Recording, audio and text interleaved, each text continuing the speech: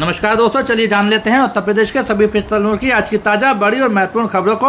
लेकिन उससे पहले वीडियो को लाइक कमेंट जरूर करें और साथ ही ये भी बताएं कि आप इस वीडियो को किस जिले, शहर या गांव से देख रहे हैं।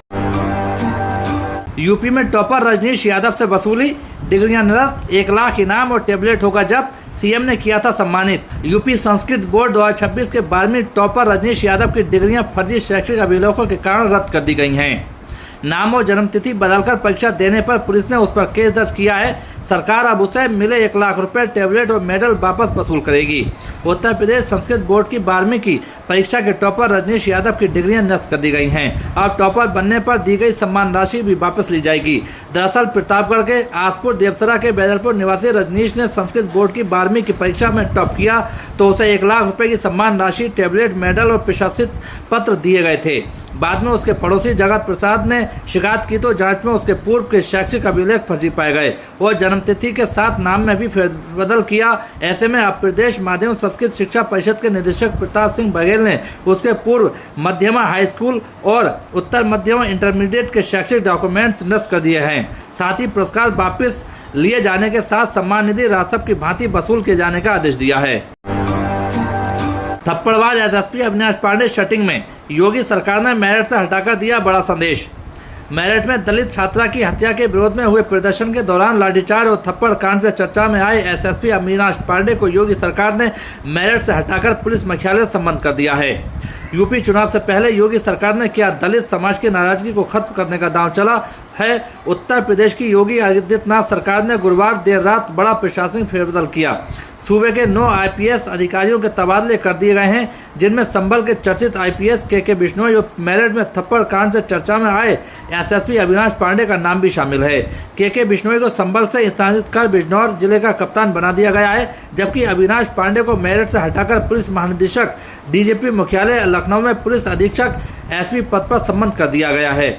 अविनाश पांडे उस समय चर्चा में आए थे जब मेरठ में दलित बेटी को इंसाफ दिलाने के लिए प्रदर्शन कर रहे लोगों पर कार्रवाई के दौरान वह एक पुलिस वैन में घुसे और प्रदर्शनकारी पर थप्पड़ बरसा दिए। माना जा रहा है कि इस कार्रवाई के कारण उन्हें मेरठ से हटाया गया है। योगी सरकार के इस फैसले से राजनीतिक विश्लेषक दलित राजनीति को साधने और जन असंतोष को शांत करने के कदम के रूप में देख रहे हैं। मेरठ में एक 20 वर्षीय दलित छात्रा ललिता गौतम की 5 जुलाई को हत्या कर दी गई थी, जिसके विरोध में दलित समुदाय के लोग 8 जुलाई को मेरठ कलेक्ट्रेट कार्यालय के बाहर प्रदर्शन कर रहे थे। इस दौरान पुलिस ने प्रदर्शनकारियों को नियंत्रित करने के लिए लाठीचार्ज कर दिया। अविनाश पांडे स्वयं भी वहां मौजूद थे। पहले पी से पिछड़ा बताया, फिर पंडित बताया, किसी दिन पाकिस्तान भी बता देंगे। सीएम योगी का अखिलेश पर हमला। यूपी चुनाव 2027 को लेकर राजनीतिक दल एक दूसरे पर हमलावर हो गए हैं। सीएम योगी आदित्यनाथ ने अखिलेश यादव के पीडीए को लेकर हमला बोला। सीएम योगी आदित्यनाथ ने अखिलेश यादव के पीडीए को लेकर हमला बोला। सीएम योगी ने कहा कि ये गिरगिट की तरह रंग बदलने वाले लोग कैसे परिभाषा करते हैं। पी की परिभाषा पहले पिछड़े से, फिर पंडित, और अब देखना एक दिन पी की परिभाषा पाकिस्तान से भी कर देंगे। सीएम योगी आदित्यनाथ ने कहा कि ये वही लोग हैं जिन्होंने बाबूजी कल्याण सिंह को प्रत्यक्ष श्रद्धांजलि देने के बजाय शब्दों से भी कुछ नहीं व्यक्त किया। सपा मुखिया अखिलेश यादव इतना देश रखते हैं, ये बड़ा अपमान है। ये अपमान उस सनातन हिंदू के लिए है जिसको लगता है कि बाबूजी का जीवन हिंदू गौरव के लिए समर्पित था। ये उस हर हिंदू का अपमान था। उन्होंने ये पहली बार नहीं किया किसी का अपमान। बाबूजी ने जो कहा वो करके दिखाया। वहीं बसपा प्रमुख मायावती ने आकर अपना दायित्व निभाया और बाबूजी को उन्होंने श्रद्धांजलि दी। सपा मुखिया पर हमला बोलते हुए सीएम योगी ने कहा कि ये जातीय अपमान है, ये हर हिंदू का अपमान है। उत्तर प्रदेश में आंगनवाड़ी वर्कर के पदों पर निकली भर्ती। 12वीं पास महिलाओं के लिए मौका।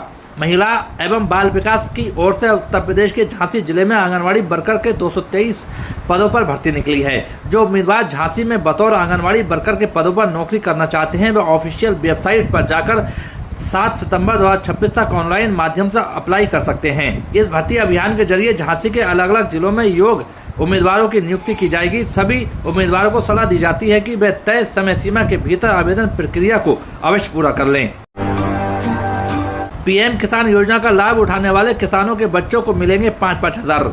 जाने किन्हें और कैसे मिलेगा फायदा। किसानों और खेतीहर मजदूरों के लिए खेती की बढ़ती लागत के बीच अपने बच्चों की उच्च शिक्षा का खर्च उठाना अक्सर एक बड़ी चुनौती बन जाता है। पैसों की कमी से होनहार बच्चों की पढ़ाई न रुके, इसके लिए सरकार द्वारा मुख्यमंत्री कृषक छात्रवृत्ति योजना चलाई जा रही है। इस योजना के तहत अब पात्र विद्यार्थियों को हर महीने 5,000 की आर्थिक सहायता दी जा रही है। बता दें कि पहले ये स्कॉलरशिप राशि 3,000 रुपये प्रतिमाह हुआ करती थी। मुख्यमंत्री कृषक छात्रवृत्ति योजना का लाभ लेने के लिए कुछ प्रमुख शर्तें पूरी करनी होंगी। विद्यार्थी के माता पिता का किसान या पंजीकृत खेतिहर होने जरूरी है और छात्र का उत्तर प्रदेश का मूल निवासी होना भी जरूरी है। चूँकि ये योजना विशेष रूप से मेधावी पर केंद्रित है, इसलिए शैक्षणिक प्रदर्शन की शर्तें इस प्रकार पूरी रखी गई हैं।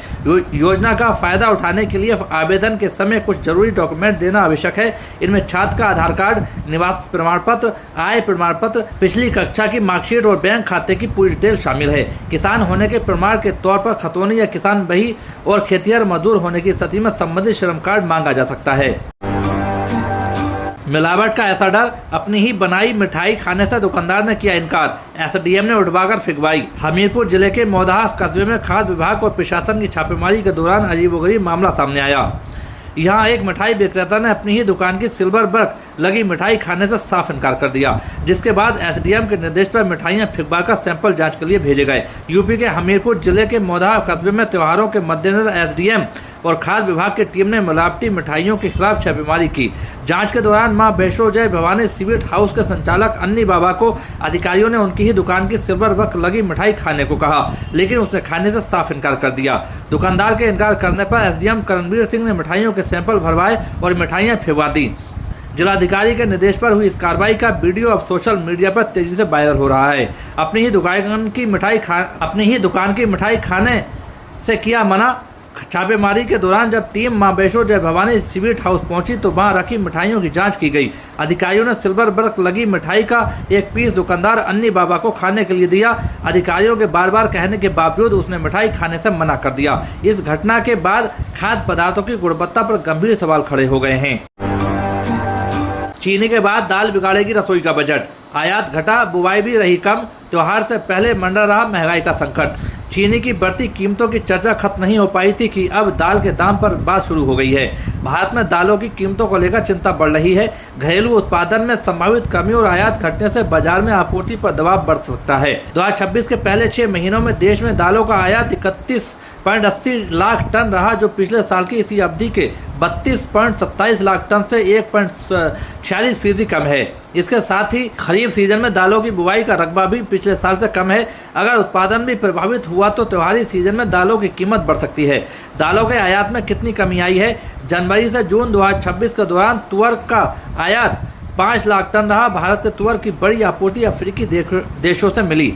मोजाम्बिक ने 1 लाख टन से अधिक तुअर भेजकर सबसे ज्यादा आपूर्ति की। इसके बाद म्यांमार ने 1,23 लाख टन, तंजानिया से 1 लाख टन और सूडान से 49,049 टन दाल आई। कुल आयात में मामूली कमी है, लेकिन घरेलू उत्पादन पर मौसम का असर पड़ा तो आयात की कम मात्रा बाजार के लिए चिंता बढ़ सकती है।